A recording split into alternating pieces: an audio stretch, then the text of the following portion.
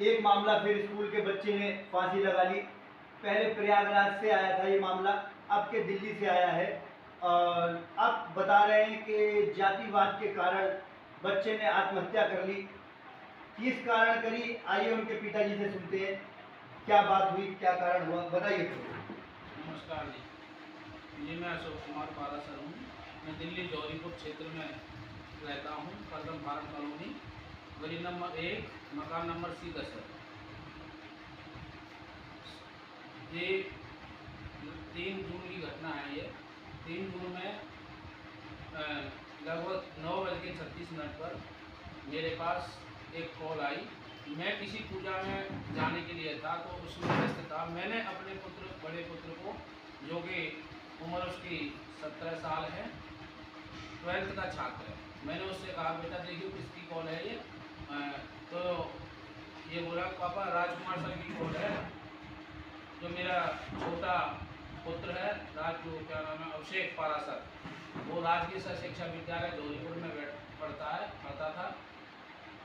तो इसने उसके कक्षा अध्यापक से बात करी, बोला कि आपको स्कूल में आना होगा और हो सके तो अपनी माता जी को ले आना। मेरी पत्नी उस समय घर पर उपस्थित नहीं थी, मुझे पूजा करने जाना था, तो मैंने अपने बेटे को भेज दिया।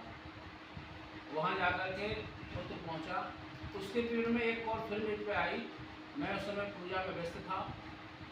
तो राजकुमार तो जो कक्षा अध्यापक है बोला कि सर आप खाली हो। मैं व्यस्त कार्य में व्यस्त था, मैं खाली नहीं था। उसके बावजूद भी मैंने कहा हाँ सर बताइए क्या बात है, क्योंकि इनकी कॉल आई थी, उसके पीरियड में जानना था कि क्या बात हुई है। तो बोला इतने में उसने कॉल काट दी। उसके बाद में मुझे कॉल नहीं की। फिर मैं अपनी पूजा में व्यस्त हो गया। घटना इस प्रकार होती है कि मेरे बेटे को जैसे ऊपर पहुँच जा स्कूल विद्यालय पहुँचता है, तो ऊपर पहुँचते ही राजकुमार बोला कि तुम्हारा भाई बहुत बड़ा हो चुका है। अरे सर क्या बात हो गई? और नहीं तुम्हारा भाई बहुत बड़ा हो चुका है, इस स्कूल में पढ़ने लायक नहीं है। बोले बात भी तो होगी। बोले बात तो उसने बहुत तंगड़ा क्राइम कर दिया। बोले सर क्या बात है? ये बोला क्या बात है? बोले किसी टीचर के खिलाफ किसी 7th क्लास के बच्चे से यह कहा कि तुम्हारी क्लास की चंचल मैडम बहुत लगती हैं। तो सर कोई बात नहीं है, अब तुम इसे छोड़ दो, मैं कल पापा जी को इसके साथ भेज दूँगा, पापा जी से बात कर लेना। बोले नहीं, तुम्हारा बाप बहुत पंडिताई झाड़ता है, बहुत लोग झाड़ता है, और इसे पता नहीं कि एक अध्यापक क्या कर सकता है, तुम्हें प्रिंसिपल ऑफिस में चलना होगा। जी ये प्रिंसिपल ऑफिस में मेरे घटना इस प्रकार होती है कि मेरे बेटे को जैसे ऊपर स्कूल विद्यालय पहुँचता है, तो ऊपर पहुँचते ही राजकुमार बोला कि तुम्हारा भाई बहुत बड़ा हो चुका है। अरे सर क्या बात हो गई? और नहीं तुम्हारा भाई बहुत बड़ा हो चुका है, इस स्कूल में पढ़ने लायक नहीं है। बोले बात भी तो होगी। बोले बात तो उसने बहुत तंगड़ा क्राइम कर दिया है। बोले सर क्या बात है? ये बोला क्या बात है? बोले किसी टीचर के खिलाफ किसी 7th क्लास के बच्चे से यह कहा कि तुम्हारी क्लास की चंचल मैडम बहुत लगती हैं। तो सर कोई बात नहीं है, अब तुम इसे छोड़ दो, मैं कल पापा जी को इसके साथ भेज दूँगा, पापा जी से बात कर लेना। बोले नहीं, तुम्हारा बाप बहुत पंडिताई झाड़ता है, बहुत लोग झाड़ता है, और इसे पता नहीं कि एक अध्यापक क्या कर सकता है, तुम्हें प्रिंसिपल ऑफिस में चलना होगा। जी ये प्रिंसिपल ऑफिस में मेरे दोनों बच्चों को ले गए। वहाँ पे और भी क्लास में और भी प्रिंसिपल ऑफिस में टीचर मौजूद थे। वहाँ जाकर के राजकुमार ने जो हाउसमैन मीरा रानी, जो राजकीय सह शिक्षा विद्यालय जौहरीपुर की विद्यालय प्रमुख थी, उनके कान में कुछ कहा। इतने में मीरा रानी बोली कि इस नालायक की टीसी काटिए और इस टीसी पर चरित्र प्रमाण पत्र लिख के दो।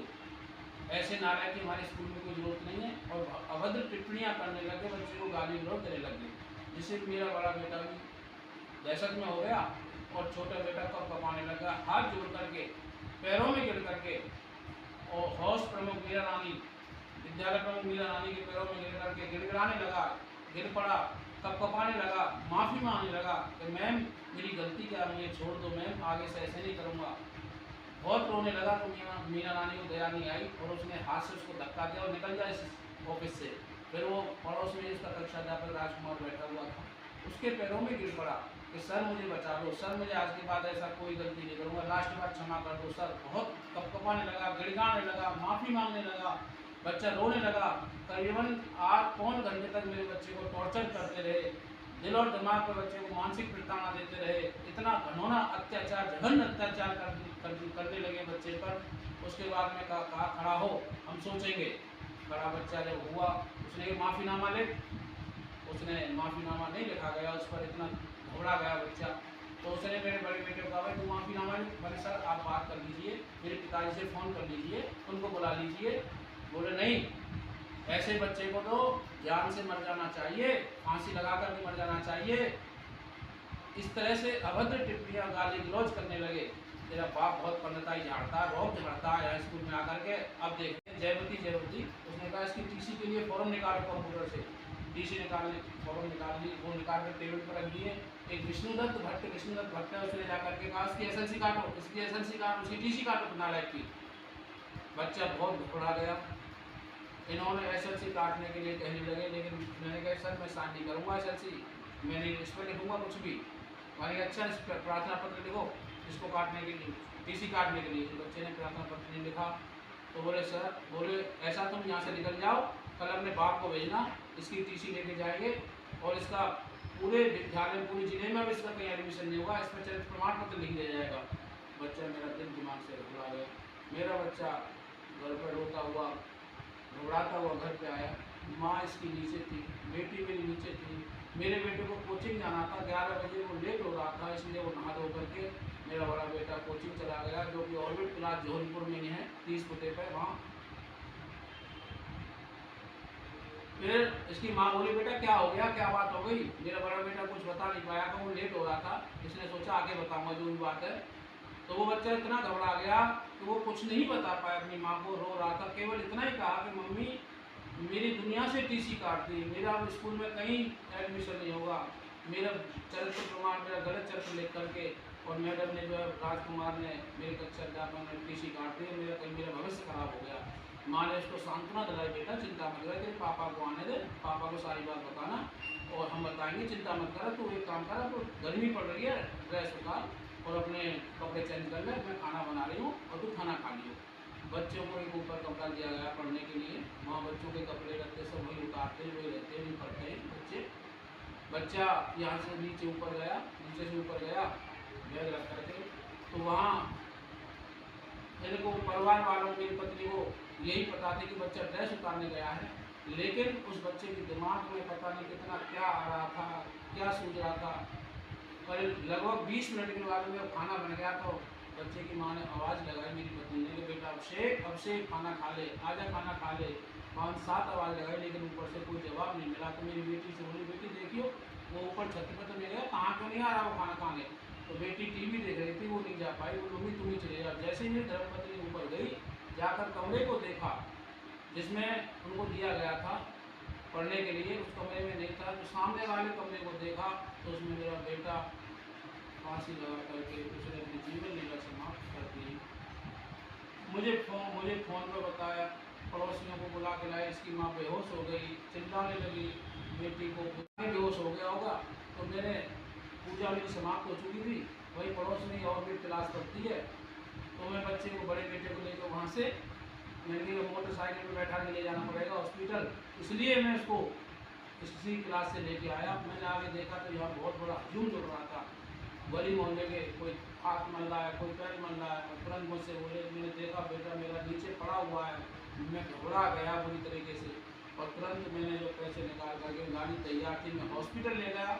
हॉस्पिटल जैसे ले गया तो डॉक्टर ने वहाँ जवाब दे दिया, मेरे बच्चे के जो कातिल हैं, जो मेरे बच्चे की आत्महत्या के जिम्मेदार हैं, वह डिपार्टमेंट जो कि इन टीचरों को पूरी तरीके से बचा रहा है।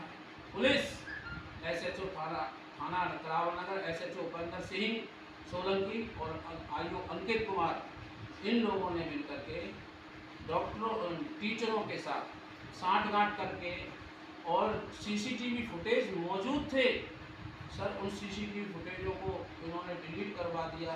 समय पता नहीं इन्होंने क्या करा दिया, क्योंकि मैंने 8 जून से मेरे बच्चा जो ख़त्म हुआ था, मेरे घर परिवार वाले आ गए थे, वो मुझे गांव ले गए, पैतृक सब घर पे, वहाँ की अंतिम क्रिया हुई, क्योंकि मैं दिल दिमाग से घबरा गया, मुझे कुछ नहीं सूझा।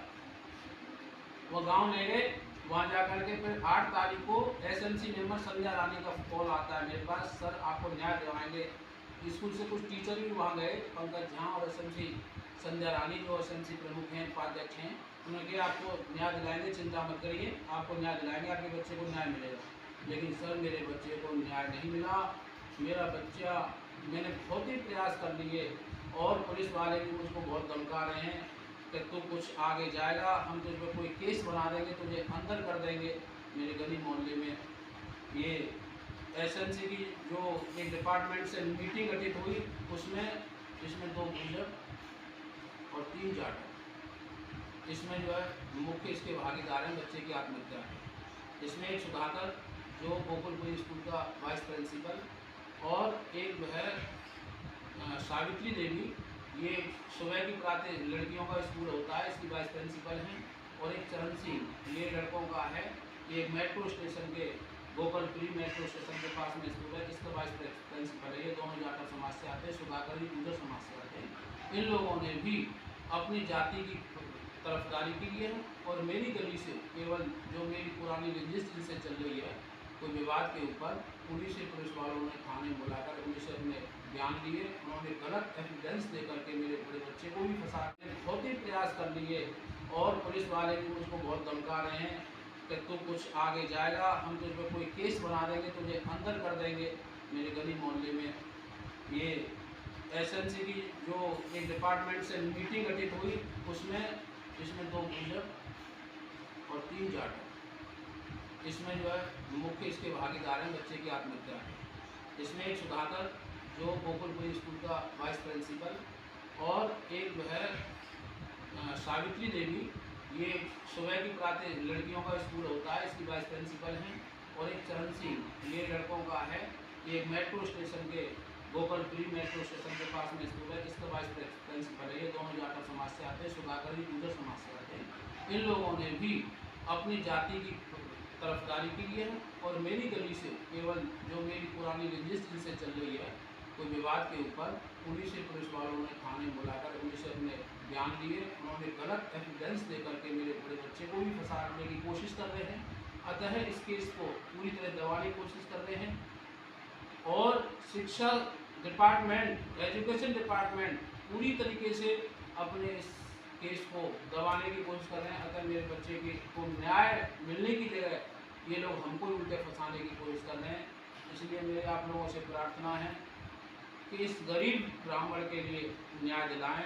मैं बहुत जा के थक गया हूँ, मैं बहुत परेशान हो गया हूँ और कई बार स्कूल में मेरे पास बयान है, मेरे पास रिकॉर्डिंग है, मेरे पास टीचरों की बात है कि जो साहब हैं के जिम्मेदार हैं ये स्कूल के टीचर हैं। मेरे पास सबूत है कुछ जो मैंने एकत्रित किए हैं गांव से आकर के, इसलिए मेरे बच्चे को न्याय मिले। सर मैं दुखी हूँ और मेरे घर पे आकर के ये लोग बदमाश भेज रहे हैं मुझे मारने के लिए। इसका मैंने एक छोटा सा क्लिप वीडियो भी मैंने सेंड किया है जी, और आप इसे देखना।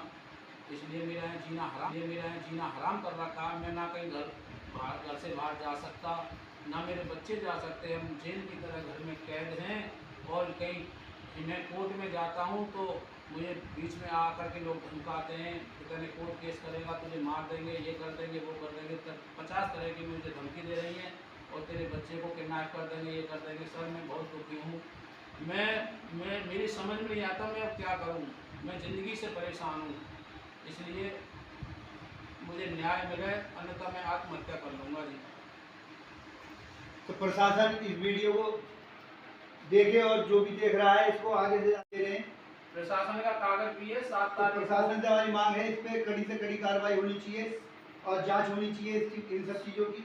7 जून को ये कागज है डिपार्टमेंट को, 7 जून को इस घटना के बारे में पता चल गई है, लेकिन डिपार्टमेंट के अधिकारियों ने 1.5 महीने के बाद में जगाया, उसमें भी इस केस को लिपापोती कर लिया। इसमें लिखा था जी डिपार्टमेंट के यहाँ से मुझे कागज मिला है, लिखे था इसमें सबको। और मैंने RTI के माध्यम से सवाल भी किए हैं। मुझे एजुकेशन जो DD ऑफिस है जमुना विहार 53 में, वहाँ मुझे फटकार के गाड़ी रोड देकर भगा दिया जाता है, वहाँ मुझे घुसने नहीं दिया जाता। मैंने RTI के माध्यम से जवाब भी मांगे, मुझे जवाब भी नहीं कुछ दिया। उनका ये कोई जवाब नहीं है, हमें इसका कोई जवाब, तुम पे जो कुछ करना है तुमसे कर लो। मेरा मतलब ये जीना हराम कर रखा है जी पूरी तरीके से। मैं बहुत परेशान हूँ, मेरे बच्चे को क्या नहीं मिल रहा जी। तो शर्म आनी चाहिए। जनता से अपील है हमारी, आगे से आगे पहुँचाए और न्याय मिलना चाहिए। तो किसी भी बच्चे के साथ ऐसा नहीं होना चाहिए। तो इसलिए जो भी इसमें शामिल है उन पर कड़ी से कड़ी कार्रवाई होनी चाहिए और जो इनका सहयोग दे रहे हैं उन पर भी प्रशासन कड़ी से कड़ी कार्रवाई करे। धन्यवाद। दे रहे हैं प्रशासन का कागज भी है 7 तो तारीख को। प्रशासन से हमारी मांग है, इस पर कड़ी से कड़ी कार्रवाई होनी चाहिए और जांच होनी चाहिए इन सब चीज़ों की। 7 जून को ये कागज है डिपार्टमेंट को, 7 जून को इस घटना के बारे में पता चल गई है, लेकिन डिपार्टमेंट के अधिकारियों ने 1.5 महीने के बाद में जगाया, उसमें भी इस केस को लिपापोती कर लिया। इसमें लिखा था जी डिपार्टमेंट के यहाँ से मुझे कागज मिला है, लिखे था इसमें सब कुछ। और मैंने RTI के माध्यम से सवाल भी किए हैं। मुझे एजुकेशन जो DD ऑफिस है जमुना विहार 53 में, वहाँ मुझे फटकार के गाड़ी रोड देकर भगा दिया जाता है, वहाँ मुझे घुसने नहीं दिया जाता। मैंने RTI के माध्यम से जवाब भी मांगे, मुझे जवाब भी नहीं कुछ दिया। बताया ये कोई जवाब नहीं है, हमें इसका कोई जवाब, तुम पे जो कुछ करना है तुमसे कर लो। मेरा मतलब ये जीना हराम कर रखा है जी बुरी तरीके से। मैं बहुत परेशान हूँ, मेरे बच्चे को क्या नहीं मिल रहा जी। तो शर्म आनी चाहिए। जनता से अपील है हमारी, आगे से आगे पहुँचाए और न्याय मिलना चाहिए। तो किसी भी बच्चे के साथ ऐसा नहीं होना चाहिए।